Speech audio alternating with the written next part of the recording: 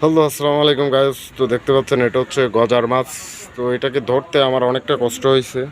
শালায় বরকি খেয়ে মানে এমন জায়গায় নিয়ে পাছাইছে, তো খুলতে পারি না, অনেক কষ্ট হয়েছে এটা ধরতে। তো অনেক কষ্ট করে ধরলাম।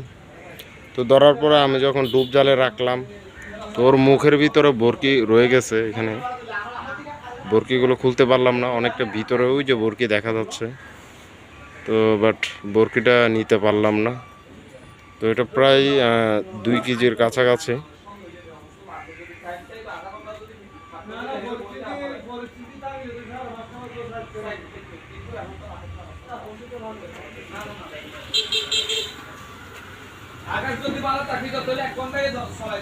অনেক কষ্ট করে ধরলাম। তো জাস্ট আমি গজার মাছ খাই না, আমার পাড়ায় একজনে খাই, তাকে দিয়ে ফেলবো।